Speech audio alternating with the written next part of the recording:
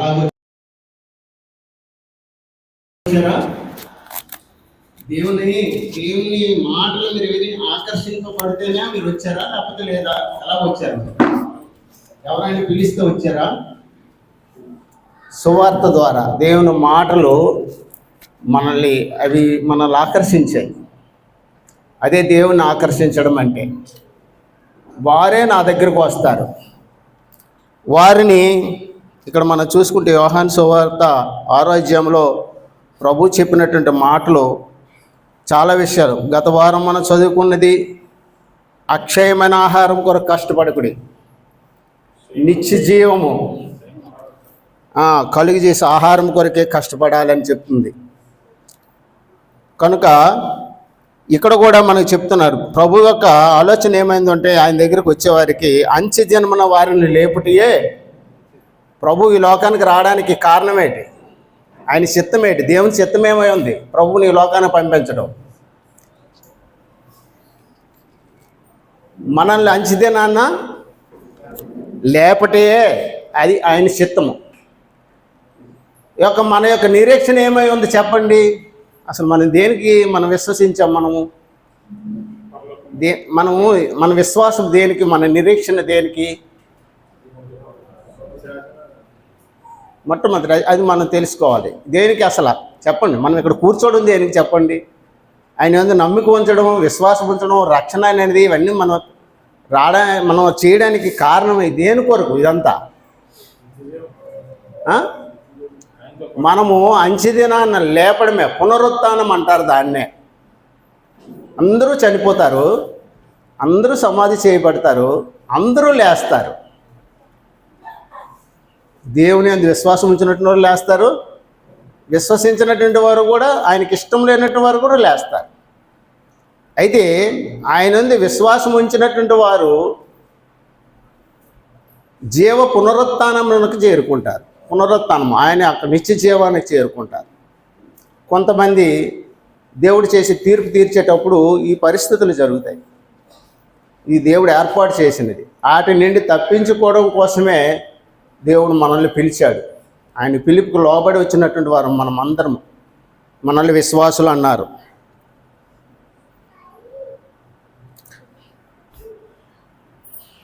చూడండి యోహాను సువార్త 6:44 చదవండి. నన్ను పంపిన తండ్రి వానిని ఆకర్షిస్తున్న గాని ఎవడో నా యొద్దకు రాలేడు. అంచెదినం నేను వానిని లేపుదును. తర్వాత చదవండి 45 కూడా చదవండి. వారందరూ దేవుని చేత బోధింపబడుదురు.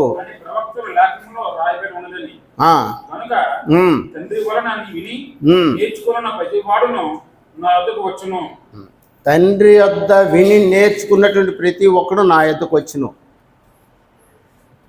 మనం ఎవరి దగ్గర నేర్చుకోవాలి? ఎవరి మాటలు వినాలి?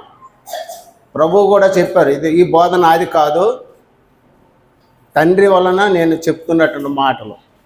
ఆ తండ్రి యొక్క మాటలు ఇవి. ఈరోజు నేను చెప్తున్నటువంటి మాటలు కూడా ఇవి నా మాటలా?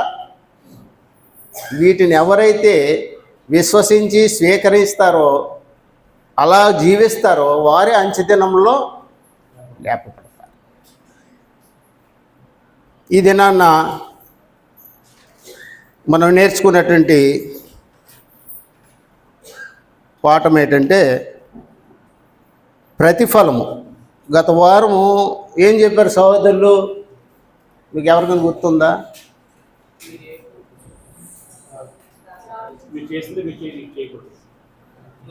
ఒక అధ్యాయాన్ని చూపించి మీకు ఆ విషయం చెప్పారు.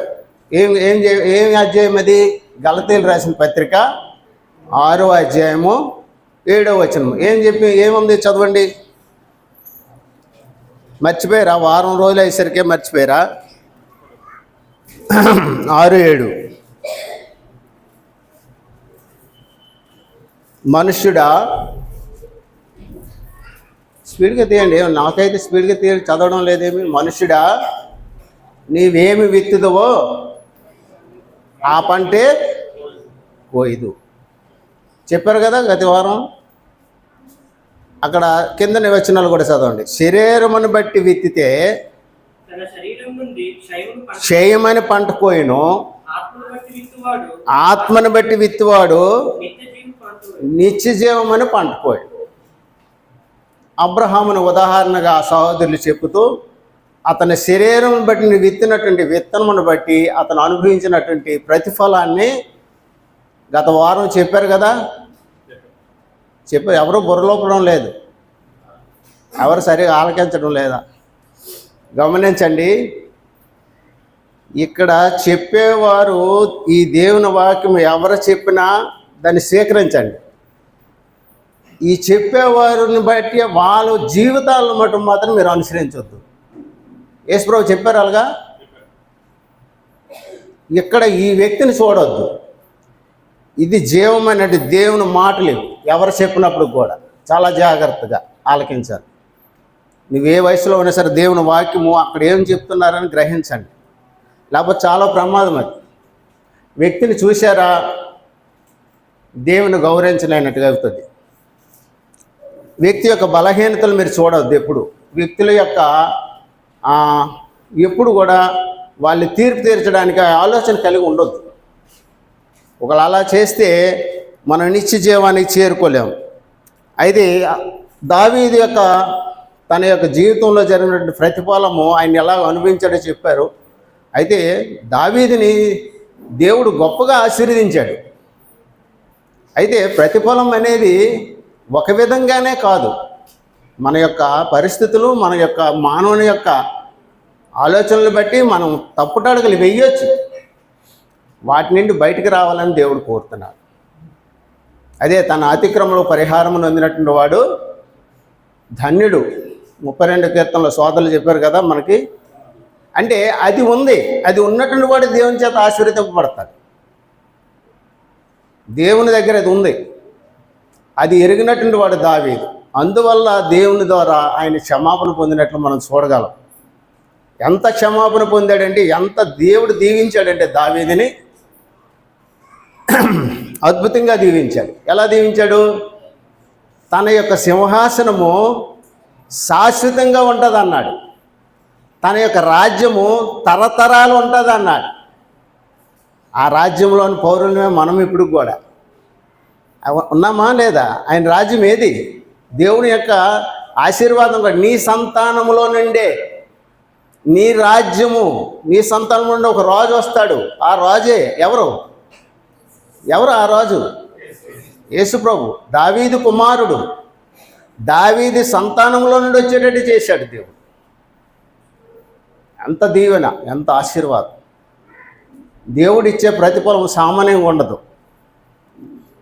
దేవుడు మనుషులు ఇచ్చే ప్రతిఫలము కన్నా దేవుడిచ్చే ప్రతిఫలము గొప్ప దీవెన.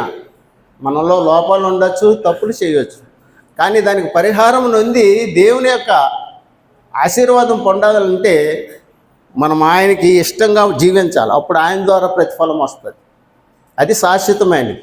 ఆయన రాజ్యము శాశ్వతమైనది. ఈరోజు రాజులు ఉన్నారు, అధికారులు ఉన్నారు. ఒకరోజు ఉంటారు, కొద్ది రోజులు ఉంటారు, కొద్ది రోజులు పోతే ఇంకొకరు వస్తారు.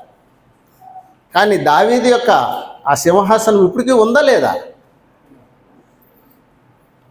దేవుడు అలాగా ఆశీర్వదించాడు.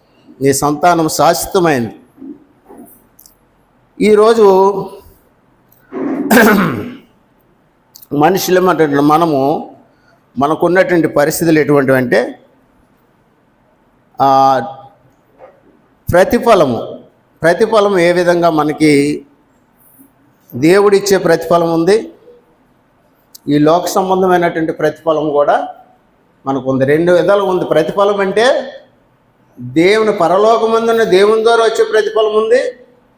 ఈ భౌతికంగా మనం చేసే మనుషుల మధ్య చేసినటువంటి మన క్రియలను బట్టి ప్రతిఫలం ఉంది. ఎక్కడ అంటాడు అపొస్తలుడైన పౌలు? 2 కొరింథీ 10వ అధ్యాయమా 3 కొరింథీ 10వ అధ్యాయం వచ్చినమా? వాని క్రియలు చొప్పున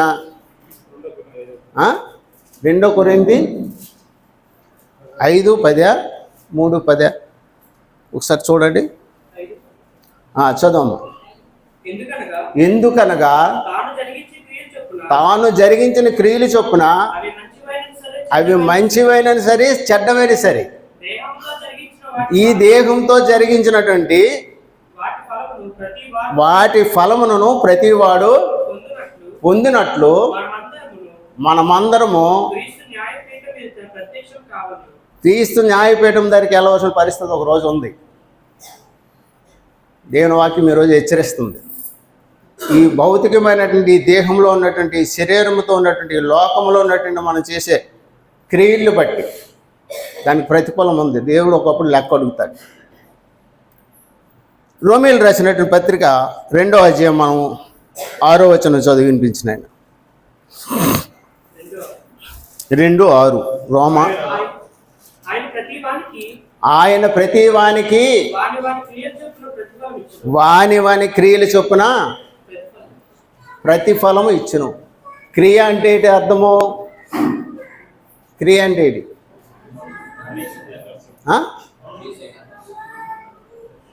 క్రియ క్రియ అంటే ఏంటిది? దానికి అర్థం అంటే పని. ఒక పని చేస్తే దాన్ని క్రియ అంటారు. ఫలము అంటే దానికి అర్థం ఏంటి?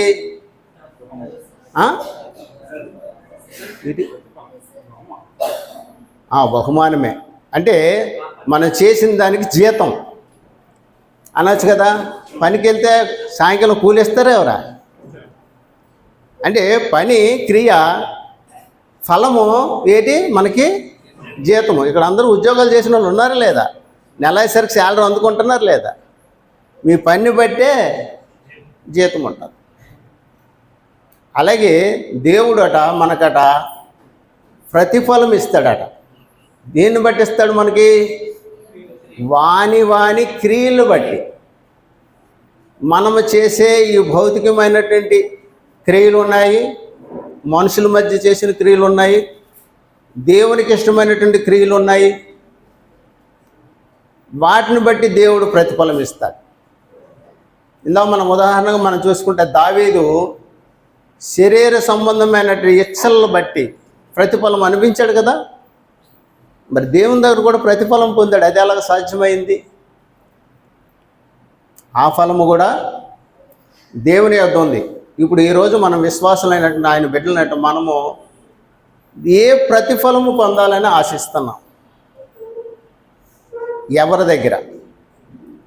అలాగని మనుషుల దగ్గర ప్రతిఫలం వద్దా? ఉండాలి కదా. మనుషులకి మీరు ఒకరికొకరు ఆదరించండి, ఒకరికొకరు మేలు చేయండి, ఒకరికొకరు సహాయపడండి అన్నారా లేదా? నిన్న సహోదరులు మనకు మందిరం లేదంటే కొద్ది రోజులు తన ఇంటిలో ఆశ్రయం ఇస్తే ఆయనకి ఫలమునిచ్చామో లేదా? బహుమానం లాగా ఆయనకు కొంత సన్మానించామో, గౌరవించామో లేదా? ఉందా లేదా? బుర్రలోపండి. చేసామో లేదా? దేన్ని బట్టి చేసాము? అది క్రియే. అవి మంచివైనను చెడ్డవైనను సరే, దేనికైనా సరే ఫలం మటు మాత్రం ఉంటుంది. అది చెడ్డ చేస్తే చెడ్డ ఫలం ఉంటుందా లేదా? తప్పు చేసామనుకోండి, ఒకళ్ళ అర్హత్య చేసామండి, ఒకళ్ళు ఏదైనా అబద్ధం ఆడి దొంగతనమే చేసామనుకోండి, దానికి ప్రతిఫలం ఉందా లేదా? దావీదు చేసినటువంటి ఘోరమైన పాపానికి దేవుడు ప్రతిఫలం ఇచ్చాడా లేదా? అది అనుభవించాలా లేదా? అది ఎవరికైనా తప్పదు. ఇది జ్ఞాపకం ఉంచుకోండి, ఇది గుర్తుపెట్టుకోండి. దేవుని దగ్గర పరలోకమందునట్టు ప్రతిఫలం ఉంది, భూమి మీద కూడా ప్రతిఫలం ఉంది. మన యొక్క క్రియలు బట్టి ఆయన ప్రతిఫలం ఇస్తాడు.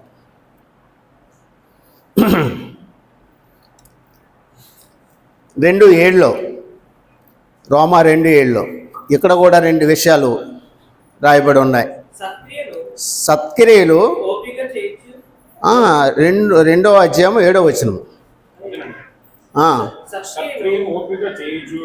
ఓపిక చేయొచ్చు,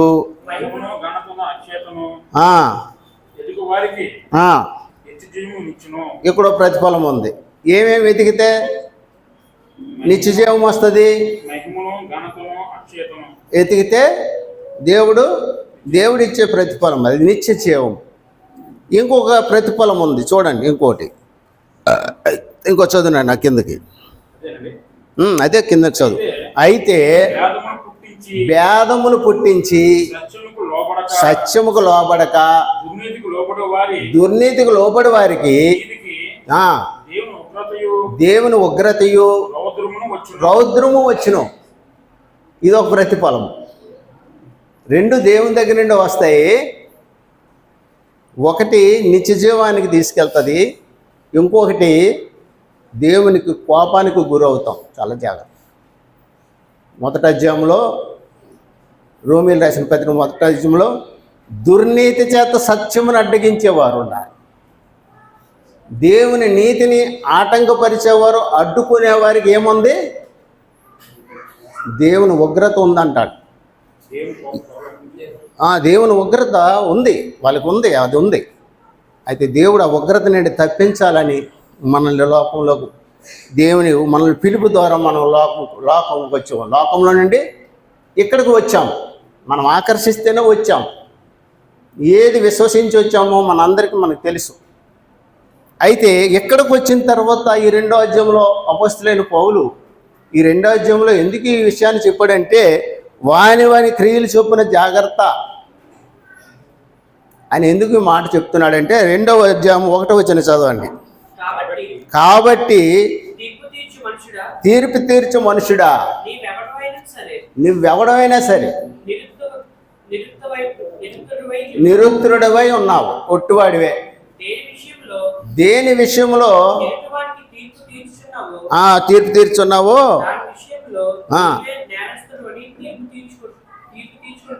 చాలా జాగ్రత్తగా ఉండాలి. దేవుడు యొక్క అనుగ్రహము ఇంకా అక్కడ కింద ఉంటుంది అన్నమాట. దేవుని యొక్క అనుగ్రహము పొందినటువంటి వారం మనం రక్షణ ఎలా పొందాం చెప్పండి? నీతిమంతులమా? క్రియ ద్వారా మనం నీతిమంతులమైనామా? మనము క్రియ చేసేదని మంచి పని చేసి నీతిమంతులమైనామా? ఆయన ఊరకే నీతినిచ్చాడు మనకి. ఇటువంటి స్థితి కలిగినటువంటి దేవుని ప్రేమ ద్వారా, ఆయన కృప ద్వారా మనం వచ్చినటువంటి మనము మరలా మనం ఇతరుల్ని ఇంకొకరు తీర్పు తీరిస్తే అది ఎంత భయంకరమో. దేవుని తీర్పు మళ్ళీ నీకు వస్తుంది, జాగ్రత్తని హెచ్చరిస్తున్నాడు అపొస్తలుడైన పౌలు. భేదాలు పుట్టించే వాళ్ళు ఎవరైనా ఉంటే, భేదాలు అనేకమైనవి ఉన్నాయి. అవి మన మధ్యన అందరూ ఒకే స్థితిలో ఉన్నటువంటి వారిని దేవుడు ఏర్పాటు చేసుకున్నాడు. అందరం ఒకే స్థితిలో ఉన్నటువంటి వారమే. ఇందులోనే ఏమైనా కొంతమంది నీతిమంతులమి పాపాత్ములే ఉన్నామా? అందరూ పాపం చేసిన వాళ్ళమేనా? ఇంకా మీకు క్లారిటీ కదా? 3వ అధ్యాయం చూడండి, 3వ అధ్యాయం చూడండి, 11వ వచనం చదవండి. ఇందును గూర్చి వాయబడినది ఏమనగా, నీతిమంతుడు లేడు, అక్కడు లేడు. కాబట్టి యూదులు ఏమనుకుంటున్నారంటే వాళ్ళు నీతిమంతులు అనుకుంటున్నారు. ఇక్కడ వచ్చిన సమస్య ఏంటంటే, కొత్తగా చేరినటువంటి అన్యులు, పాపులు సంఘంలోకి వస్తే వాళ్ళు పాపులు అన్నట్టుగా చూస్తున్నారు. వాళ్ళు వీళ్ళకంత తక్కువ వారుగానే చూస్తున్నారు. వాళ్ళు భేదాలు ఉన్నాయి. ఒకవేళ మనలో అటువంటి భేదాలు ఏమి ఉన్నాయా? ఎవరైనా చిన్న తప్పు చేస్తే ఆయనకి తీర్పు తీరుస్తానుమా మన మనసులోనే?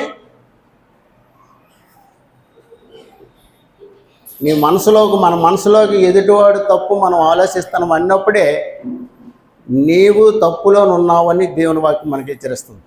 నీవును ఏం చేస్తానమాట? మనమును కూడా అట్టి కార్యములే చేస్తున్నావని ఎరగవా? నువ్వు ఒక విషయంలో అతను ఎదుటివాడిని తప్పు నువ్వు చూస్తున్నావు, కానీ ఒక చెయ్యి మనం ఒక వేలుతో చూపిస్తే 4 వేలు మనకు వైపు ఏం చూపిస్తున్నా లేదా? ఇది దేవుని ముందల మనం చేసే అతి ఎక్కువైన తెలివితేటలు. ఇది చాలా ప్రమాదం. ఇది దేవుడు సహించడు. ఇది దేవుని కోపం వస్తుంది అట ఇలాంటివన్నీ. మనం ఒకప్పుడు పనికిమాలిన వాళ్ళని, త్రోసివేయబడినటువంటి వారిని, దేవుడు లేనటువంటి వారిని, దేవుని సన్నిధికి రాలేనటువంటి వారిని, అర్హత లేనటువంటి వారిని, అటువంటి వారిని ఆయన కృపచేత మనల్ని రక్షించి ఆయన మనకు ఊరకనే ఉచితముగానే ఆయన కృప ద్వారా నీతిమంతులుగా మనల్ని చేస్తే మనం అతిశయం ఎలా ఉంది? తీర్పు తీరుస్తాం. 2వ వచనం మళ్ళీ చదువునండి.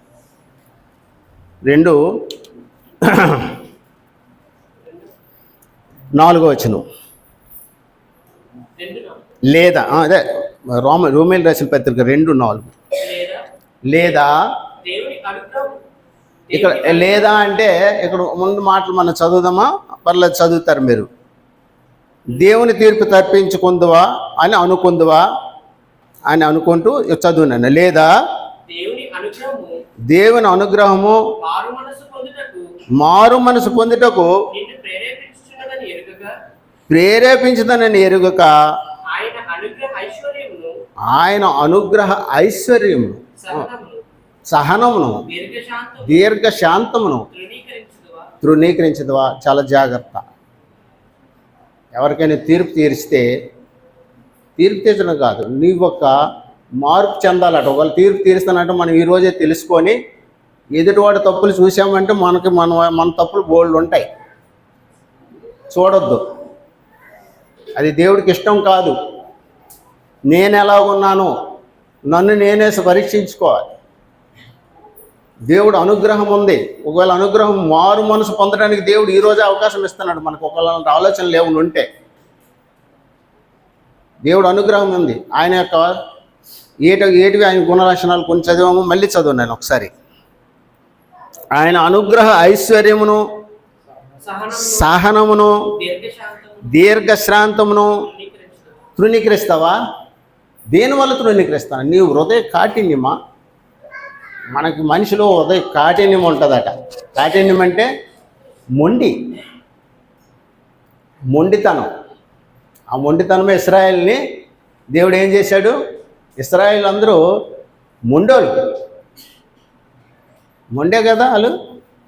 దేవునికి తిరుగుబాటు చేస్తూనే ఉన్నారు. నరికి పారేశాడు మొత్తం. మీకు అలాగంటే అర్థమవుతుందేమో. అరణ్యములో రాలిపోయారు అనే మాట దేవుని దృష్టిలో మనం వేరైపోయే పరిస్థితికి వెళ్తాం. చాలా ప్రమాదం. యేసుప్రభు కూడా చెప్తారు, నీ ఎదుటివాని కన్నులో నలుసును చూస్తే నీ కంటిలో ఏముంది? చాలా జాగ్రత్త. ఒక్కోసారి అనిపిస్తుంది ఎవరో తప్పు చేయడం వాళ్ళ వైపే చూస్తాం. దేవుడు మన తప్పులు ఎన్ని క్షమించాడు అనేది తప్పులు పట్టుకోవడానికి వస్తాం ఎక్కడ అవకాశం దొరికితే. అదే ఒక పెద్ద పని అయిపోయింది ఈ మధ్యని. విమర్శించుకోవడాలు ఒకరికొకరు. అది బయట కాదు, లోకంలో పునాలు తప్పులో ఉన్నారని వాళ్ళు హెచ్చరించడం కాదు, మనల్లో మనమే తప్పులు పట్టుకునే పరిస్థితికి వచ్చాం. చాలా ప్రమాదం. ఇది భేదాలు కలిగించి పుట్టించి సత్యమునకు లోబడినటువంటి పరిస్థితి ఇది దుర్నీతి, లోక సంబంధమైన నీతి. లోకంలో నుండి ఇంకో ఉన్నటువంటి నీతి ఇది. ఎదురోని తప్పులు పట్టుకో. అది దేవుని నీతి కాదు. ఎంత పాపినైనా ఆయన క్షమించే దేవుని నీతి. ఆయన అనుగ్రహం అటువంటిది, తన ఐశ్వర్యం అటువంటిది. అనుగ్రహ ఐశ్వర్యం అన్నాడు. ఆ తన చూపించిన అనుగ్రహం, ఐశ్వర్యము కొలవలేనిది, సామాన్యమైనది కాదు. నువ్వు ఏ బ్యాంకులో కూడా పనిచేయవు. అంత ధనము ఎంతమందినని క్షమిస్తాడు దేవుడు ఆయన సన్నిధికి వస్తే. నీవు ఒక మార్పు నొందితే.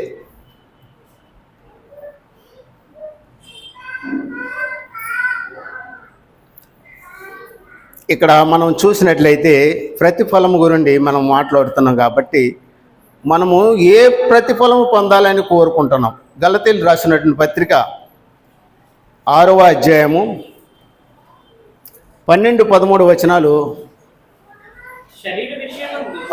నెమ్మది చదువునైనా. శరీర విషయమందు చక్కగా అగుపడగోరువారెవరో వారు క్రీస్తు యొక్క శిలువ విషయమై హింస పొందకుండుటకు మాత్రమే సున్నతి పొందవలనని బలవంతం చేస్తున్నారు. ఒకవేళ ఈరోజు దేవుని సన్నిధికి వచ్చినట్టు మనం అందరం విశ్వాసము బాప్తిస్మము పొంది రక్షణ పొందినట్టు మనం అందరం కూడా ఇతరులు విమర్శించి భేదాలు పుట్టించి ఇలాగ ఉండడం కోసమే దేవుని సన్నిధికి వచ్చామా మనము? చెప్పండి. అందుకే వాళ్ళు సున్నతి పొందారు, మనం బాప్తిస్మం పొందారు. ఇదే దేవుడు పిలిచేది. ఇలా ఉండాలనే దేవుడు మనల్ని ఏర్పాటు చేసుకున్నాడా? నీ తప్పులు నేను, నా తప్పులు నువ్వు, వాళ్ళ మీద నువ్వు భేదము, నేను మీద నా భేదము, ఒకరంటే ఒకరికి సమాధానం లేకపోవడము, ఇది దేవుడు కోరుకునేటట్టుగా మనల్ని ఏర్పాటు చేశాడా? ఆ కింద వచ్చిన కూడా చదువు. అయితే వారు సున్నతి పొందిన వారైనను వారు సున్నత పొందిన వారైనను ధర్మశాస్త్రము ధర్మశాస్త్రమును ఆచరింపరు. మనం రక్షణ పొందినా సరే దేవుని మాటలు ఆలకించం. మనం మొండితనం. ఏమన్నాడు ఇక్కడ? మనము తాము ఉండు ఒకసారి తృణీకరించవు. 5వ వచనం చదువున, రోమిల రాసిన 2:5. తృణీకరించదువా? 2:5. నీ కాఠిన్యమును మార్పు పొందని నీ హృదయమును అనుసరించి ఉగ్రత దినమందు అనగా దేవుని న్యాయమని తీర్పు ఉందే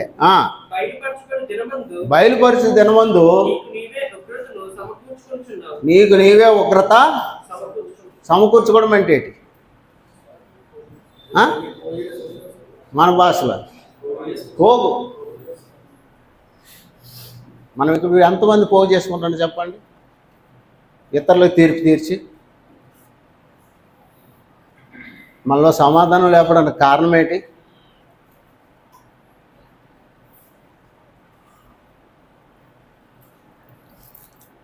ఇదేదో దుర్నీతి, ఇది లోక సంబంధమైన నీతి. ఇది చాలా ప్రమాదం. ఈ రాజకీయ నాయకులు గట్టి విమర్శించుకుంటారు, వార్తల్లో చూస్తే అవే. వాడు తప్పు చేసి ఈడిని పట్టుకుంటాడు, వాడు ఆడిని పట్టుకుంటాడు, ఈడిని పట్టుకుంటాడు, వార్తలంతా అవే. ఈడు అలాగే చేస్తాడు, ఆడు అలాగే చేస్తాడు, అందరూ దొంగలే. వద్దు, అవి మంచివి కావు మనకి. ప్రియమైన వారలారా, దేవుని దగ్గర ప్రతిఫలం ఉగ్రత తెచ్చుకుంటాం జాగ్రత్తగా. మత్తయి సువార్త 6వ అధ్యాయము 1వ వచనం. మనకి ఇవన్నీ తెలిసిన పాఠాలే. ప్రభువు ఎప్పుడు నిండో చెప్పుతూనే ఉన్నారు. ఆయన బోధలనేవి మనం ఎప్పుడు చదవము. ఆయన మాటలు కూడా మనం మెచ్యూరిటీ అయిపోయాం అనమాట. ఎక్కడికి వెళ్ళిపోము? హై స్థాయిలోకి వెళ్ళిపోయాం అనమాట. ఇవి ఏమిటివి? సండే స్కూల్ పాఠాలు అనమాట. పిల్లలు చెప్పే పాఠాలు అనుకున్నాం. పిల్లలు చెప్పేవి కాదు ఇవి, మనకు చెప్పేవే, పెద్దలకు చెప్పేవి. అంత జ్ఞానవంతులకైనా సరే ఈ జ్ఞానం, ఈ పునాది కానీ లేకపోతే నువ్వు ఎంత కట్టినా అది పడిపోతూనే ఉంటుంది. ఇసుక మీద కట్టిన పునాది అయిపోతుంది. మన విశ్వాసానికి కర్త ఆయన. దాన్ని కొనసాగించినటువంటి యేసు వైపు చూడకపోతే, ఆయన మాటలు మనకు కానీ అర్థం అవ్వకపోతే పడిపోతాం. ఈరోజు చాలామంది విశ్వాసులు తొలగిపోతున్నారు. ఇంతకుముందు మీకు వాక్యం చెప్పాను, తొలగిపోవటం, మోసపోతున్నాం. మీకు గుర్తుందా? చాలా రోజుల క్రితం చెప్పాను. తొలగిపోవడం బట్టి చాలా ప్రమాదం. తొలగామా, ట్రైన్ యాక్సిడెంట్ అయిందంటే పట్టాలు దూరం అయితే కదా తొలగిపోద్ది. తొలగిపోవడం అంటే ఏంటి? యాక్సిడెంట్లు ఎలా జరుగుతాయి చెప్పండి? ట్రైన్ యాక్సిడెంటు, దానికి ఉన్నటువంటి ఆ సరళత, పరిధి ఒకే లెక్కన ఉండాలి. లేకపోతే ఎక్కడైనా తేడా వచ్చిందా ఏమైపోద్ది? 2 అంగుళాలు ఉంటుంది అది, ఆ పట్టా మీద నడుస్తుంది. అది 1 అంగుళంగానే 2 అంగుళాలు బయటకు వెళ్ళిందంటే మొత్తం అంతా ఈడ్చుకుపోదు. ఎంత నష్టం జరుగుతుందో మీకు ఇదివరకు చెప్పారు. అది చాలా ప్రమాదం. మీరు ఏ ఫలం పొందాలని కోరుకుంటున్నారు? చూడండి, ప్రభు చెప్తున్నటువంటి మాటలు. మనుషులకు కనబడవాలని జాగ్రత్త. ఇక్కడ జాగ్రత్త అని మాట ఎందుకు వాడారు? జాగ్రత్త ఏంటి? జాగ్రత్త ఉందా మనకి? జాగ్రత్త దేనికి చెప్తారు చెప్పండి? జాగ్రత్తలు ఎప్పుడు చెప్తారు చెప్పండి?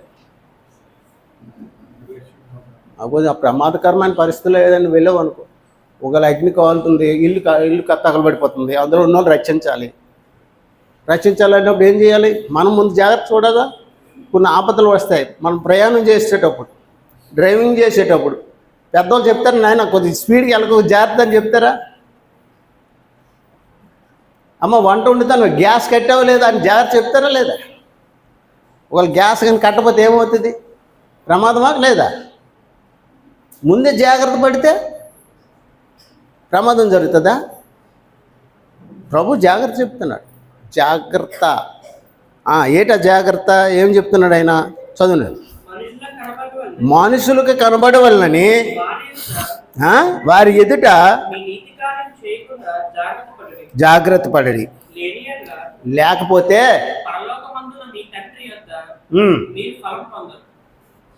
ఆయన దగ్గర ఫలం రాదట. ఈ జాగ్రత్తగా అని తీసిపోతే, ఈ జాగ్రత్త చాలామంది చాలా జాగ్రత్తగా ఉండాలి. ఈ మధ్యనే జాగ్రత్తలు లేకుండా చాలా ఇష్టానుసారంగా పరిగెడుతున్నారు చాలామంది. నేను చూస్తున్నాను. పడిపోతారు వాళ్ళు, దెబ్బ తింటారు. మామూలు దెబ్బ కాదు. దెబ్బ తినరా? ఒరే స్పీడ్ ఒరే 50 కిలోమీటర్లు పెద్ద పెద్ద బైకులు ఇస్తున్నారు పిల్లలకి. ఇస్తున్నారా లేదా? ఇస్తే ఆడు 100 కిలోమీటర్లు బైకులు ఎత్తున్నారు, ఫ్రంట్ వీల్ ఎత్తాను. ఎప్పుడో కూడా లారీకి ఎందుకో దేనికెందుకు వెళ్ళిపోతాడు లేదు. నేను ఎవడో తాగేసి డ్రైవింగ్ చేసి ఆ బస్సుకి యాక్సిడెంట్ చేశాడు. ఆ బస్సులో ఉన్న వాళ్ళందరూ చాలా ప్రమాదం జరిగిందా లేదా? ఒక్కడి యొక్క అజాగ్రత్త వల్ల ఎంతమంది నష్టపోయారో చూడండి. ఎంత ప్రమాదమో చూడండి. ప్రభు చెప్పే మాటలు మామూలు కాదు. మన ఆత్మీయమైన జీవితంలో మన యొక్క ఆయన యొక్క చెప్పినటువంటి ఆలోచన ప్రకారంగా నడవకపోతే ఎంత ప్రమాదమో అవి మనం చూస్తున్నాం చాలా సంఘాల్లో. మనం ఇలా పేరుకే ఉన్నాము కానీ సమాధానం ఒకరి సమాధానాలు లేవు. దేవుడు అది కోరుకుంటున్నాడా?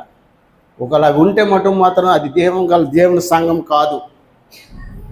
హృదయపూర్వకంగా సహోదరుని ప్రేమించాలి, పలకరించాలి, ఒకరికొకరు ప్రార్థన చేసుకోవాలి, ఒకరినొకరు గౌరవించుకోవాలి, ఒకరినొకరు సన్మానించుకోవాలి, ఒకరినొకరు ఘనపరుచుకోవాలి. ఇవన్నీ ఎందుకు రాయబడ్డాయి? ఏదో అంత ప్రమాదకరమైన వెంటనే ఆ హెచ్చరిక ఉంటాయి ఇందులోని.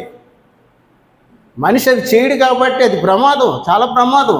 కాబట్టి జాగ్రత్తగా ఆ దేవుని వాక్యంలో రాయబడి ఉన్నాయి. నీ భార్యని సన్మానించు, నీ భర్తకు లోబడు అని స్త్రీకి ఎందుకు చెప్తున్నారు? భర్తకు లోబడని. భార్య లోబడదు, లోబడాలి దేవుడి వాక్యం. భార్యను ప్రేమించడు భర్త, ప్రేమించాలి. అది చాలా జరగని పరిస్థితులు అవి. అందుకప్పుడు మీరు అది చెయ్యాలి అని దేవుని వాక్యం మనకు రాయబడి ఉన్నాయి. ప్రతి ఆజ్ఞ కూడా అది ఎంత ప్రమాదకరమైందో అది తప్పించడం కోసం రాయబడినట్టు. వాటిని ఒకళ్ళు మనం నిర్లక్ష్యం చేస్తే చాలా ప్రమాదం. అందుకే ప్రభు జాగ్రత్త అని చెప్తున్నారు ఇక్కడ మనకి. మళ్ళీ తర్వాత చూడండి, ఆయన ఇక్కడ కొన్ని విషయాలు ఉన్నాయి మీకు తెలిసినవి. అన్నీ తెలిసిన మనకి మత్తయి సువార్త 6వ అధ్యాయంలో ఇలా ఉన్నాయి. ఏమున్నాయట చూడండి ఒకసారి. ఇప్పుడు ఈ రోజుల్లో ఇవే కదా జరుగుతున్నాయి మనకి. చదవండి తర్వాత. ఆయన జాగ్రత్త చెబుతూ, కావున 2వ వచనం, నీవు ధర్మము చేయనప్పుడు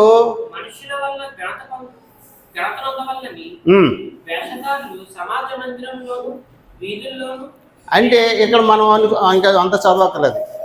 ఆ ఆలోచన ఏమై ఉంది అక్కడ? ఇచ్చేటప్పుడు, ధర్మం చేసేటప్పుడు ఎవరి వల్ల ఘనత పొందాలని, ఎవరి వల్ల ప్రతిఫలం రావాలని, వారు తమ ఫలము పొంది ఉన్నారు అంటాడు ప్రభు. వచ్చేసింది వాళ్ళకి ఫలము.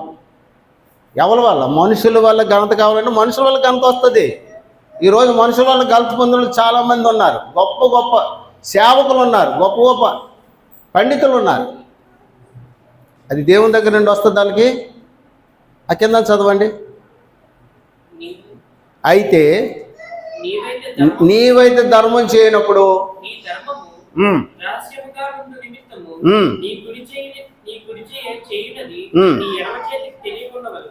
అయితే చివరిగా చదివాను 4వ వచనం చదివి, అట్లయితే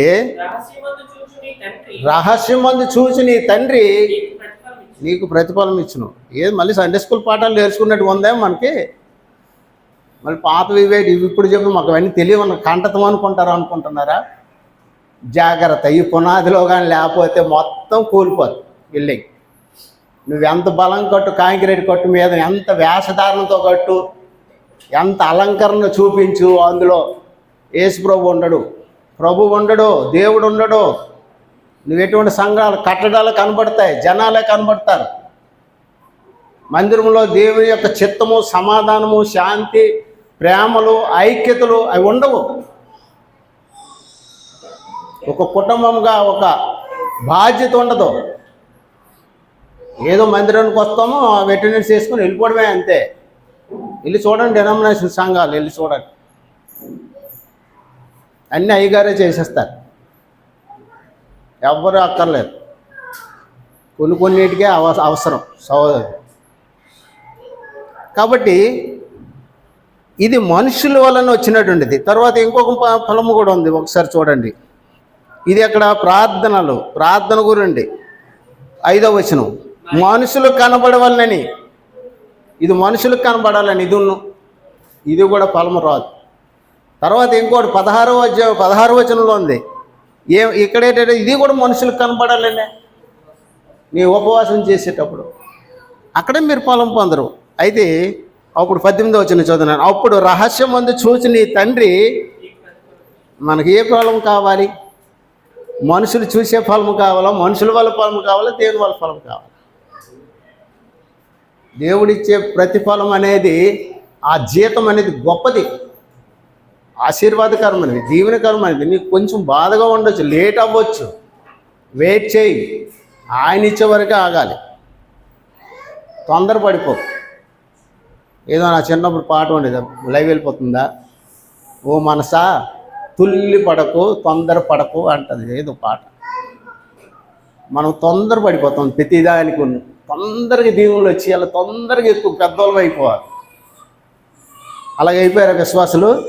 వాళ్ళు శ్రమలు అనుభవించలేదా? ఓపికతో వాళ్ళు కనిపెట్టలేదా? యాకోబు రాసిన పత్రిక 5వ అధ్యాయంలో అంటాడు ఎలాగుండాలట విశ్వాసం అనేది. మన విశ్వాసము 5వ అధ్యాయము యాకోబు 5.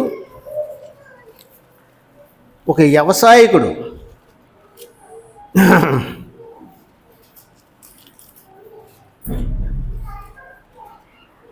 వ్యవసాయకుడు వర్షం కోసం ఎలాగైతే ఎదురు చూస్తాడో అలా చూడాలి. చదువుతారా ఒక వచనం? మీకు తెలిసిన వచనం చూడండి ఒకసారి. 5:7 వచనం. సహోదరులారా, ఓపిక కలిగి ఉండడి. చూడడి, వ్యవసాయకుడు తొలకరి వర్షములను కడవరి వర్షములను సమకూడు వరకు విలువైన భూఫలముల నిమిత్తము ఓపికతో కాచుకొని దాని కొరకు కనిపెట్టును కదా. ఆ ఫలము కోసం ఓపికతో కనిపెట్టాడు వ్యవసాయకుడు. ఆ దేవుడు ఇచ్చే ఆ వర్షం పడే వరకు ఎదురు చూస్తాడు, రెడీగా ఉంటాడు విత్తనాలు పట్టుకొని. అది ఎప్పుడు ఇస్తాడో తెలియదు, ఎప్పుడు పడుతుందో వర్షం తెలియదు. ఓపికతో చూస్తాడు వ్యవసాయకుడు. ఇంతవరకు మీకు ఇవే చెప్పాను, సమయం అయిపోతుంది కాబట్టి చాలా విషయాలు ఉన్నాయి. కానీ ఇంకొక వచనం చూడండి. 1 కొరింథీయులకు రాసిన పత్రిక 3:14.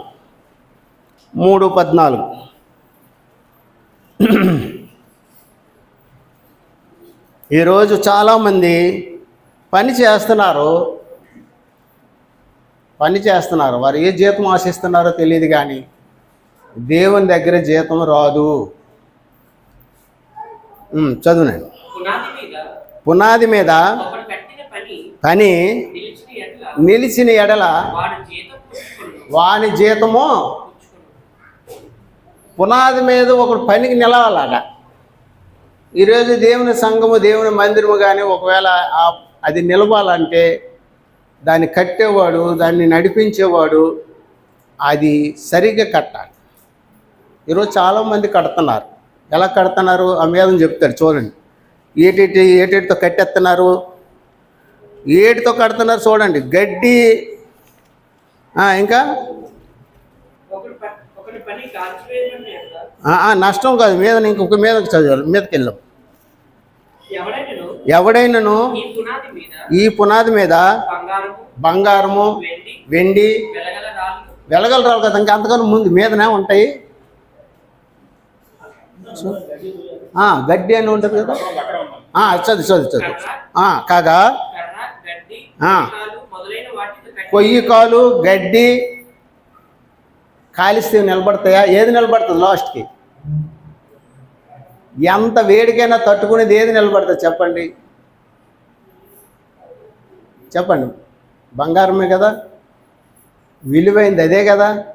అగ్ని కానీ దేవుడు ఒకవేళ చేసిన, దేవుడు ఒకవేళ పరీక్షిస్తే నిలబడే సంఘాలు ఎన్ని ఉన్నాయి, దేవుని మందిరాలు. ఈరోజు ఈ ప్రపంచం మొత్తం మీద అనుకోండి, దేవుడు ఒకవేళ పరీక్షిస్తే, అగ్ని కానీ పంపిస్తే ఏది నిలబడుతుంది? ఓ మనుషులు మన ఇష్టానుసారంగా కడితే అది నిలబడుతుందా? నిలబడుతుందా? మనం ఇల్లు కట్టినా సరే ఇసుక మీద కడితే నిలబడుతుంది ఇల్లు? ప్రభు చెప్పలేదా బండ మీద? ఎక్కడ కట్టాలి? బండ మీద కట్టాలి. ఆ బండ నేనే అన్నాడు, నా మీద కట్టాలి సంఘం. మనుషులు కట్టే సంఘాలను నేను ఉండను.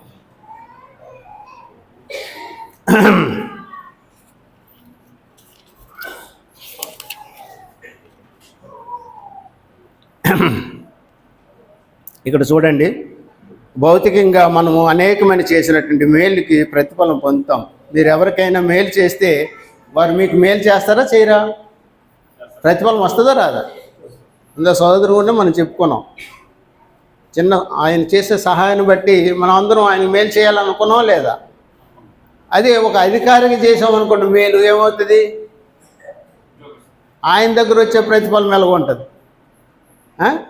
ఒక కలెక్టర్ గారికే చేసామనుకోండి, నీకు ఇల్లు లేదంటే ఇల్లు ఎత్తాడు, ఎక్కడో స్థలం చూపిస్తాడా లేదా? ఆయనకున్న అధికారాన్ని బట్టి మనకు మేలు అదో విధంగా చేయాలని చూస్తాడు ఆయన. అదే ఒక ముఖ్యమంత్రికి చేస్తే మనము ఆయన దగ్గర ప్రతిఫలం ఎలా ఉంటుంది? ఉంటుందా ఉండదా? కొంచెం ఎక్కువ ఉంటుందా లేదా? మరి అదే దేవుని దగ్గర మనం పని చేస్తే దేవునికి నచ్చినట్టుగా ఆయన దగ్గర ప్రతిఫలం ఎలా ఉంటుంది? ఉంటుందా ఉండదా? ఎంత ఉంటుందండి దేవుని దగ్గర ప్రతిఫలం అంటే? అబ్రాహాముని దేవుడు అంతగా ఆశీర్వదించడానికి కారణం ఏంటంటే, ఆదికాండం 16:16 మనం చూస్తే, నీ కుమారుని తీయొద్దులండి, నీ కుమారుని నాకు ఇయ్యడానికి వెనక తీయలేదు నువ్వు, అందుకు నేను ఆశీర్వదిస్తాను అన్న.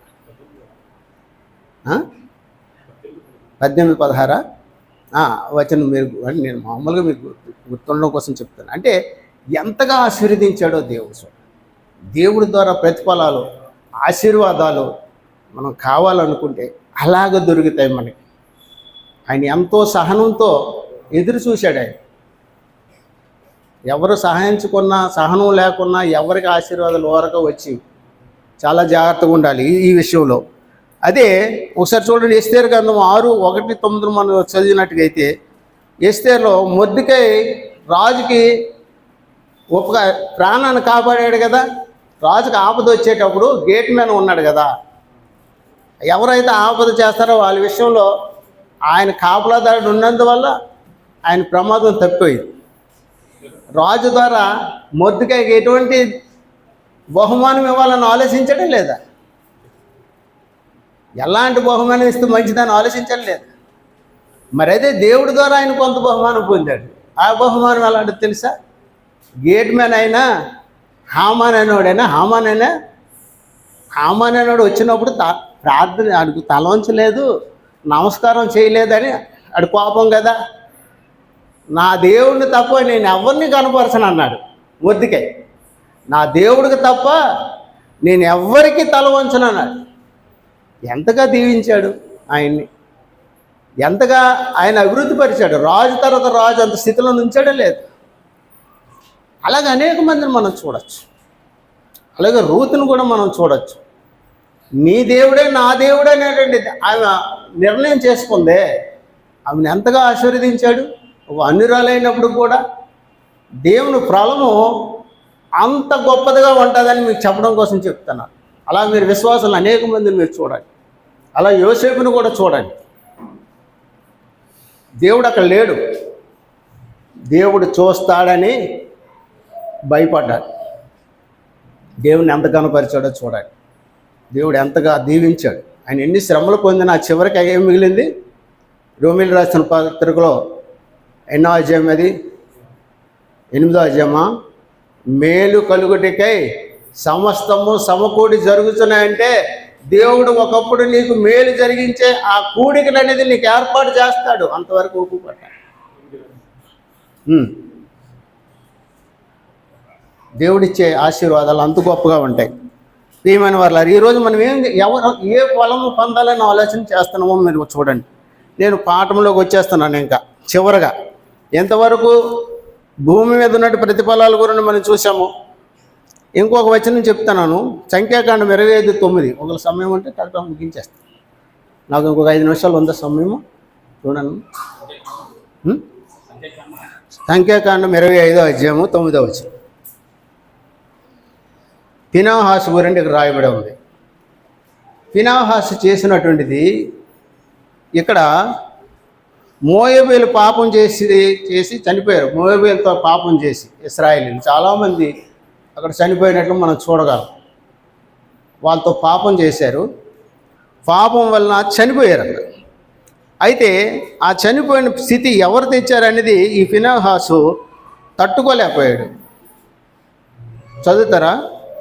9వ వచనం. ఫీనెహాసు చేసిన దానికి దేవుడు ప్రతిఫలం ఇచ్చినాడు. ఎలాగట? దేవుడు వారవలేనిది తాను వారవలేదు. దేవుడు కొన్నిటికి వారవలేడు. మీకు గుర్తుందా? దేవుడు కొన్నిటికి వారవలేడు అంటే ఆయనకి ఇష్టం ఉండదు. ఆయన దుర్నీతి అనుకోండి, ఒకవేళ భేదాలు ఉన్నాయనుకోండి, మనలోని ఐక్యత లేదు అనుకోండి, ఇవి ఇష్టం ఆయనకి. మనం అందరం ఆయన బిడ్డలమైనా ఐక్యంగా ఉండాలని కదా ఆయన మనల్ని ఏర్పాటు చేశాడు. ఒక కుటుంబంగా ఉండాలని కదా మనల్ని ఏర్పాటు చేశాడు. అవి లేవనుకో ఆయనకి ఇష్టమా? ఆయన వారవలేడు, ఆయన నచ్చదు.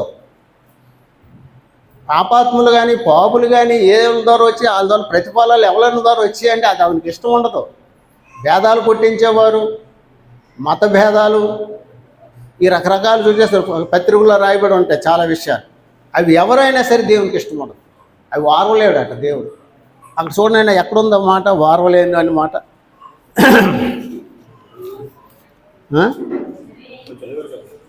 చదువు 9. మనవడును ఫీనెహాసు దేవుడు వారవలేనిది ఫీనెహాసు వారవలేదట. దేవుడు అంటే పాపం అంటే దేవుడికి నచ్చదు, ఆయన కూడా నచ్చదు. అడ్డుకున్నాడు. అక్కడ ఈటితో పొడిచాడు అనమాట పాపం చేసేవాళ్ళు. దేవుడు మెచ్చుకున్నాడు తెలుసా. వేళ మీరు నీతికి దుర్నీతికి వారలేని వాళ్ళుగా ఉండాలి. మీరు చాలామంది అనుకుంటారు ఏడు ప్రతిదానికి అది జరిగితే ప్రమాదం. చాలామంది అనుకుంటారు నన్ను కొన్ని విషయాల్లో వీడు మచ్చరం అనుకుంటారు. మచ్చరం నాకెందుకు, నా పైన ఒకటికి వెళ్ళిపోతారు, నా ఇల్లే దోసుకుంటున్నారా? మనకు మచ్చరమైన దేనికి వచ్చామండి? దేవుని సన్నిధికి. ఇక్కడికి దేనికి వచ్చాం? దేవుని మందిరాన్ని దేనికి వచ్చాం? దేవుని యొక్క నీతి ఫలాలు ఫలించడానికి,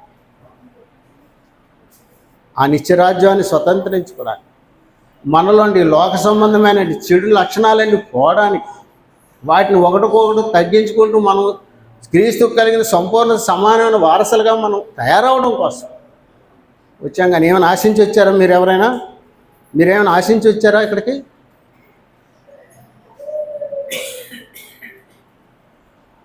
మనం వారవలేకపోవడానికి ఏం కాదు. అయితే దేవుని దృష్టికి బహుమానం నీరు కావాలంటే భూమి మీద చేసిన వాటికి ప్రతిఫలం ఇస్తాడు. లూకా సువార్త 22:29 వచనంలో ఆయన అప్పగింపబడిన రాత్రి శిష్యులు ఆయనతో ప్రభు ఉండమన్నాడు. ప్రభు ఉండమంటే నిద్రపోతున్నారు, మీరు మెలకువగా ఉండండి, ప్రార్థన చేయండి అంటే పడుకుండిపోతున్నారు. అయినా ఆయనతో పాటు తోట వరకు వచ్చారే, తోట వరకు వెళ్ళారు, కానీ నిద్రలో ఉండలేకపోయారు. కానీ సిలువ వరకు రాలేకపోయారు. అంత విశ్వాసాలు కాదు, వాళ్ళు బలహీనులు. అయినా సరే ఆయనతో పాటు ఆ రాత్రి మెలుకున్నారు. ప్రభువా పేతురు అంటాడు, ఏమంటాడు? మత్తయి సువార్త 19:27-28 వచనంలో ఏమంటాడు? ప్రభువా నీతో పాటు మేము ఇన్ని రోజులు ఉన్నాము, నీతోనే ఉన్నాము, అన్నీ విడిచిపెట్టి ఉన్నాము, మాకు ఏటి ప్రతిఫలము అని అడిగాడా లేదా? అడుగుతాడా లేదా? ఈరోజు విశ్వాసంగా నేను ఇన్ని రోజులు ఉన్నాను, నాకు ఏమీ లేదు అని మీరు ఎప్పుడైనా దేవుణ్ణి అడిగారా?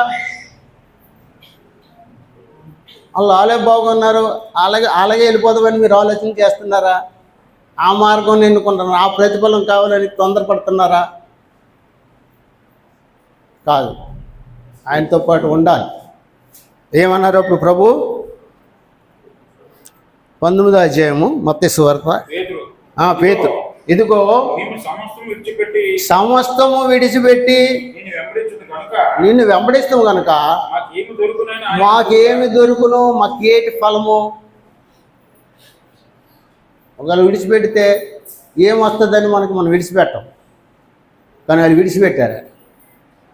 విడిచిపెట్టి ఆయనతో ఉన్నారు, ఆ రాత్రి వరకు ఉన్నారు, కాబట్టి సిలువు వరకు వెళ్ళలేకపోయారు. నాతోటి ఎటువంటి శ్రమనైనా మీరు నన్ను వెంబడించండి, మీకు ఫలం ఇస్తున్నాడు. మత్తయి సువార్త 11వ వచనంలో ఏమన్నది?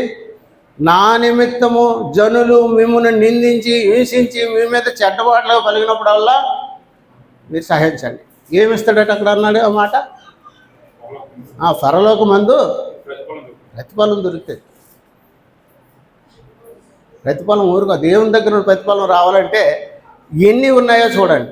మరి మనుషుల వల్ల రావాలంటే తొందరగా వచ్చేస్తే లేదా?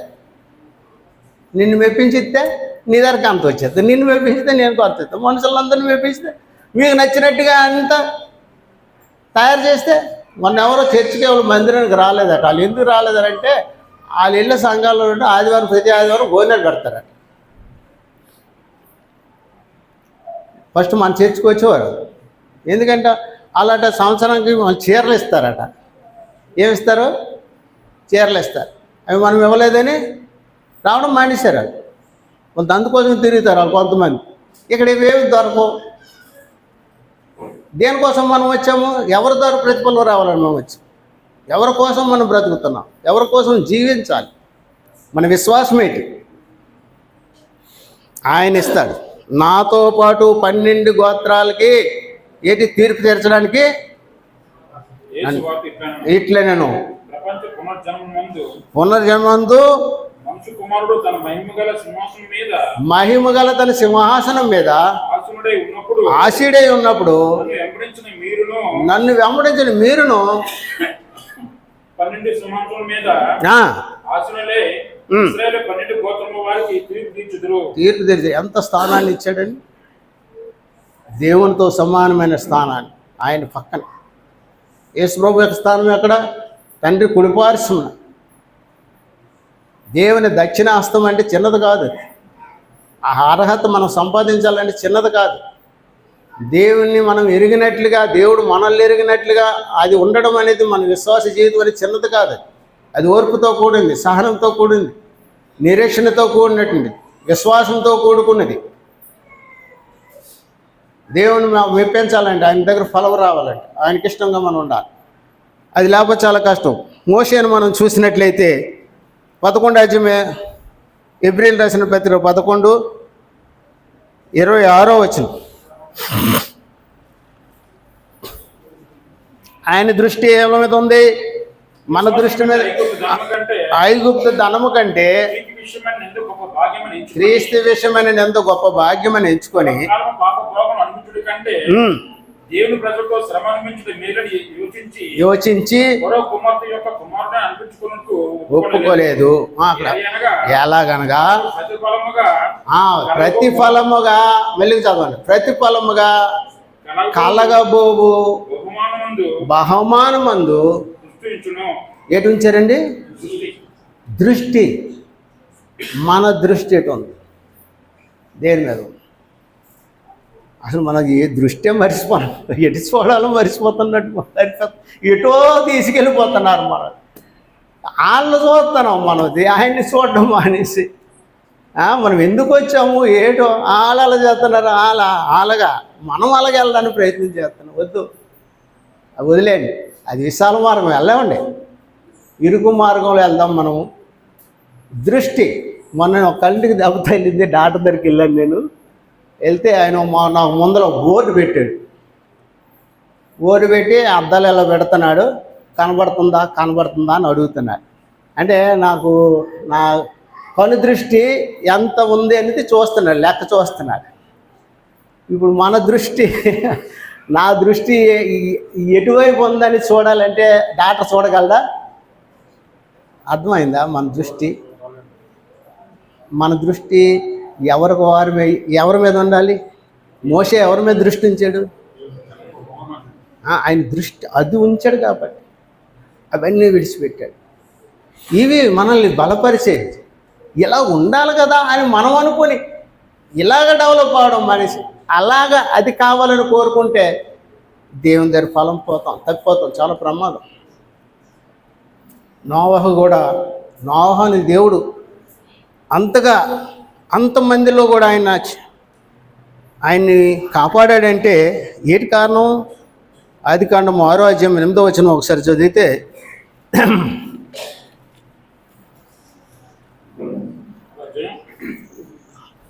6:8 అయితే నోవహు యెహోవా దృష్టి యందు కృప పొందినవాడు. దానియేలు అంటాడు, తండ్రి నా దేవుని దృష్టికి నేను నిర్దోషిని.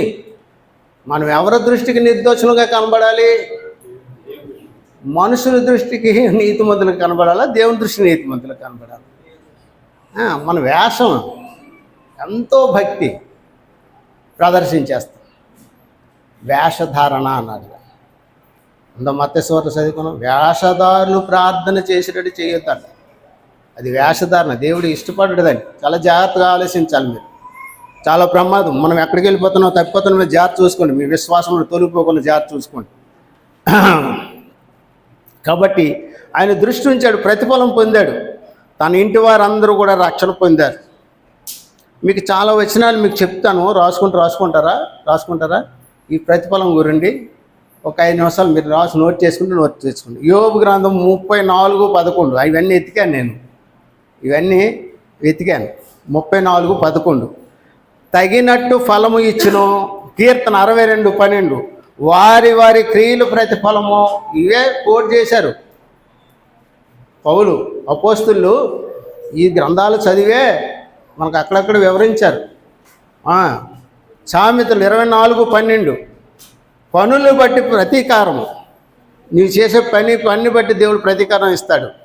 కీర్తనలు 18:20 నీ నీతిని బట్టి ప్రతిఫలము, నీ నిర్దోషత్వమును ప్రతిఫలము, నీ ప్రార్థనను బట్టి నీ ప్రతిఫలము. నువ్వు ఏ విధంగా ప్రార్థన చేస్తున్నావు దేవుని దగ్గర, ఎటువంటి ప్రతిఫలం కావాలని కోరుతున్నావు? కీర్తనలు 18:24 నా చేతుల నిర్దోషత్వం బట్టి ప్రతిఫలం. మన యొక్క చేతులు కూడా నిర్దోషత్వం బట్టి దేవుని దగ్గర ప్రతిఫలం. ఈ చెయ్యి ఆయనకు అభ్యంతరం ఉంటే తీసేయి అన్నాడు తప్ప అది నిర్దోషంగా ఉండాలని చెప్తున్నాడు దేవుని బిడ్డలు చేతులు. చివరిగా ముగించేస్తాను నేను. ఇంతవరకు మనం ఏం నేర్చుకున్నాం? ఏం చెప్పాను మీకు? అర్థమైనట్టు చెప్పానా? ఏంటి ఆ 2 ప్రతిఫలాలు ఉన్నాయి. భూమి మీద ప్రతిఫలాలు, అవి మంచివైనా మంచి ప్రతిఫలాలు పొందుతాం. చూసాం కదా మనం. చెడ్డవైతే దావీదులాగా ఒకవేళ మనం తప్పు చేస్తే ఆ ప్రతిఫలం కూడా మనకుంది. తర్వాత పరలోకమందు ప్రతిఫలం. ఇందా మోషేని మనం చూసాము, నోవహుని చూసాము. నోవహు పిచ్చోళ్ళ కనబడవచ్చు లోకంలో. నువ్వు దేవుని దృష్టిలో నువ్వు పిచ్చోళ్ళ కనబడవచ్చు. మనుషులు లోకం దృష్టిలో మన పిచ్చోళ్ళ చూస్తారా? చూడరా? పిచ్చోళ్ళ ఉన్నా సరే దేవుని దృష్టిలో ఎలా ఉండాలి? నువ్వు నిన్ను గుర్తించకపోవచ్చు, నీకు విలువ లేకపోవచ్చు, నిన్ను గౌరవించకపోవచ్చు, నిన్ను తృణీకరించవచ్చు, నిన్ను బాధించవచ్చు, నీ మీద నిందలు వేయవచ్చు. No problem. దేనికి భయపడకండి. మీ దృష్టి ఎవరి మీద ఉండాలి? మన దృష్టి ఆ అగ్నిగుండంలో వేసినా సరే ఆ ప్రతిమకు మేము మొక్కము. దానియేలు ఎంత ధైర్యం అంటే విశ్వాసం మనల్ని కాపాడుకోవడం అంటే, మన రక్షణను మనం కాపాడుకోవడం అంటే ఇవి చేయొద్దా మనము? చివరగా కొన్ని వచనాలు చదువుకొని ముగించేస్తాను. ప్రకటన గ్రంథము 20వ అధ్యాయము 11వ వచనం. ఇది అందరూ బైబిల్ తీసి చదవండి. ఇది ఉంది మనకి, ఈ ఏర్పాటు ఉంది, లేదనుకోకండి. ఒకవేళ ఇది ఉన్నదని భయం ఉండాలి మనకి. ఉంది, ఆయన దగ్గరకు మనం వెళ్ళాలి. అందరూ బైబిల్ ఉన్న వాళ్ళు చూసి చూడండి. 20వ అధ్యాయము 11 నుండి 15 వరకు. ఎవరైనా చదివినిపిస్తారా? మరియు ధవళమైన మహాసింహాసనము దాని యందు ఆశ్రయ ఉన్న ఒకరిని చూచితిని. ఆకాశంలో ఆయన సముద్రం నుండి పారిపోయిను, వాటికి నిలువు చోటు కనపడకపోయిను. మరియు గొప్పవారేమి కొద్దివారేమి మృతులైన వారందరూ ఆ సింహాసనం ఎదుట నిలబడి ఉండుట చూచితిని. అప్పుడు గ్రంథం ఇప్పబడను, మరియు జీవ గ్రంథమును వేరొక గ్రంథం ఇప్పబడను. ఆ గ్రంథముల యందు రాయబడి ఉన్న వాటిని బట్టి తమ క్రియలు చొప్పున మృతులు తీర్పు పొందుది. సముద్రం తనలో ఉన్న ఆకలేదు, తమ క్రియలు బట్టి దేవుడు తీర్పు. ఇది ఏర్పాటు ఉంది మనకి. ఈ స్థితి మనం ఒకప్పుడు చూస్తాం. దేవుని సన్నిధిలో మనం అందరం కూడా ఇలాగా నిలబడవలసిన పరిస్థితి ఉంది. ఆయన ఏమి తీర్పు ఇస్తాడో మనకు తెలియదు. మనం ఏం క్రియలు చేసామో మనకు మర్చిపోవచ్చు. అప్పటికి మనం అన్నీ రాయబడతాయి. ఎందులో రాయబడతాయి? ఆ జీవగ్రంథంలో రాసేస్తాడు. అన్నీ లెక్క కౌంట్ అయిపోతుంది. ఎంత కొద్ది ఏమని అంటే చిన్న అంటే ఇప్పుడు కంప్యూటర్లో టకటకటా ఫీల్డ్ చేసేస్తున్నారు అన్నీ. అలాంటిది దేవుడి దగ్గర ఎంత పెద్ద కంప్యూటర్ ఉంటుందో తెలియదు. ప్రతిదీ కూడా లెక్క అయిపోతుంది ఆయన దగ్గర. కాబట్టి తప్పించుకోలేము. కాబట్టి జాగ్రత్తగా ఉండాలి. అయితే చివరిగా ఇంకొక వచనం చదివి నేను ముగించేస్తా. ప్రకటన 22:12. ఆయన దగ్గర ఉందట, సిద్ధపరుస్తున్నాడట మన కోసం. ఇదిగో త్వరగా వచ్చేస్తాను, ఆలస్యమని అనుకోవద్దు. చాలామంది ఆలస్యం అనుకుంటున్నారు. ఆయన చూస్తున్నాడు. ఆయన అందరూ మారు మనసు పొందాలని ఆలస్యం అనుకుంటారు చాలామంది. ఏది అప్పుడు వస్తారన్నారు, ఇప్పుడు వస్తారన్నారు, ఇప్పుడు ఎప్పుడు రాలేదు. నోవహు దినంలో అది ఆ వాడ సిద్ధపరిచినప్పుడు ఆ జలప్రలయం వచ్చే వరకు అలాగే అనుకున్నారట. ఏది రాలేదు, వర్షం రాలేదు, నీరు రాలేదు, ఏమి రాలేదు. వాళ్ళు ప్రవేశించకుండా అప్రమత్తంగా ఉన్నారట. అకస్మాత్తుగా వచ్చిందట వరద, వాళ్ళని నాశనం చేసింది. అలాగే హఠాత్తుగా వస్తుంది. ఆయన ఎప్పుడు వస్తాడో తెలియదు, ఆయన రాకడ ఎప్పుడు అనేది మనకు తెలియదు. కాబట్టి మనం సిద్ధంగా ఉండాలని దేవుని వాక్యం మనల్ని హెచ్చరిస్తుంది. ఇదిగో వచ్చేస్తున్నాడు ఆయన. వాని క్రియలు చొప్పున ప్రతి వానికి ఇచ్చడానికి నేను సిద్ధపరిచిన. చాలా జాగ్రత్తగా గమనించాలి అందరూ. చాలా జాగ్రత్తగా గమనించాలి. ఈ భయం లేకపోతే మనం భయం లేకుండా మనం ఉంటాం. భయం ఉందా? అప్పుడప్పుడు చెప్తుంటే భయం రావాలి మనకి. ఈ భయం లేకపోతే మనం ఎందుకు ఆయన ఎందుకు విశ్వాసం ఉంచామో మనకు అర్థం కాదు. జాగ్రత్త. ఏమిటి? వారి క్రియలు చొప్పున ప్రతి వానికి ఇచ్చుటకు నేను సిద్ధపరిచిన జీతము ఉన్నదట ఆయన దగ్గర. మనం చేసే పనికి ప్రతిఫలం అనేటువంటి ఆ జీతము ఆయన దగ్గర రెడీగా ఉందట. ఎదుగో కుడివైపున ఉన్నటువంటి వారులారా, ఇదిగో మీకు ఇచ్చినటువంటి ఆ రాజ్యాన్ని మీరు స్వతంత్రించుకోండి. ఎడమ వైపు ఉన్నటువంటి వారిని నిత్యాగ్ని, ఆ నరకగుండంలో వేయండి. గొర్రెల్ని మేకలను వేరు చేస్తాడా లేదా దేవుడు? ఇది తీర్పు దినము. ఈ తీర్పు దినం అనేది మన జీవితంలో మనం ముగించే కాలంలోనే మనం జాగ్రత్త చూసుకోవాలి. అదే మన కాలం. ఎప్పుడు వస్తాడో తెలియదు ఆయన. ఎప్పుడంటే ఏంటి? మన ఆయుష్యే ఎప్పుడో నేను అనుకుంటాను ఒక్కోసారి. అది అయిపోయిన తర్వాత, మనం వెళ్ళిపోయిన తర్వాత, చనిపోయిన తర్వాత ఇంక సమయం ఉందా? ఆ సమయం కోసం చూడడమే. మనం బ్రతికున్నప్పుడు ఈ కాలమే అనుకుంటాను నేను, మనుషులకి ఇచ్చే కాలం. అందుకే యేసుప్రభు చెప్తాడు, మీకు ఇచ్చిన వెలుగు ఉండగానే మీ ఇల్లు చక్కదిద్దుకోండి. చీకటి వస్తుంది. చీకటి వస్తే అప్పుడు మీరు చీకట్లో పని చేయలేరు. కాబట్టి వెలుగు ఉన్నప్పుడే మనం ఏం చేయాలట? దీపం పట్టుకొని రెడీగా ఉండాలి. నూనె కూడా రెడీగా ఉండాలి మన దగ్గర. బుద్ధి లేని కన్యకలు ఏం చేశారు? ఆరిపోయిందే లేదా? అంటే సిద్ధపాటు లేదు. ప్రియమైన దేవుని బిడ్డలారు, ఈ రోజు మనం ఏం నేర్చుకున్నాం? ఏం నేర్చుకున్నాం? ప్రతిఫలం అంటే మనం చేసేది అవి మంచివైనా చెడ్డవైనా వాని క్రియలు చొప్పున ప్రతిఫలం ఇస్తారు. మనుషులకు ఎప్పుడు భయపడవద్దు, మనుషుల ఆలోచనలకు వెళ్ళవద్దు. ఈ లోక సంబంధమైనటువంటి పద్ధతులను అనుసరించి ప్రతిఫలం పొందడానికి మనం ప్రాకులాడవద్దు. దేవుడిచ్చే ప్రతిఫలము ఎంత గొప్పదో. ఇదిగో నీ సహోదరుని ఆపదలో ఉంటే నీకు సహాయం చేసావా, దేవుడు నీ ప్రతిఫలం ఇస్తాడు. ఈ కొన్ని కార్యాలు ఉన్నాయి మనకు, మంచి ఉత్తమమైన కార్యాలు. మనల్ని సహోదరులు ఒకరి పట్ల ఒకరు ప్రేమలు చూపించుకోవడం, ఎవరైనా కష్టంలో ఉంటే వాళ్ళని ఆదరించడం, వాళ్ళని పరామర్శించడం, ఇవన్నీ ఉన్నాయా లేవా? ప్రభు చెప్పారు కదా, వస్త్రం లేకపోతే వస్త్రం ఇచ్చావు. ప్రభుకి ఇచ్చారా? ప్రభు ఇవన్నీ చెప్పలేదు మనకి. ఇవి కదా మనం చేయవలసింది. వీటిని ఎతుకుతున్నాం మనం. వీటిలో కదా అభివృద్ధి చెందాలి. మనం ఎందులో అభివృద్ధి చెందుతున్నాం? జాగ్రత్త.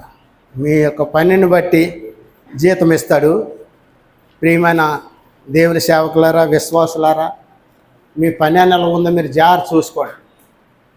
మీరు గడ్డితో కడుతున్నారు, బంగారంతో కడుతున్నారు సంఘాలని, జాగ్రత్త. దేవుడు ప్రతిఫలం ఇస్తాడు. అందరికీ వందనాలు. ఎంతవరకు ఓపికగా ఆలకించినందుకు. సమయం ఎక్కువైందేమో.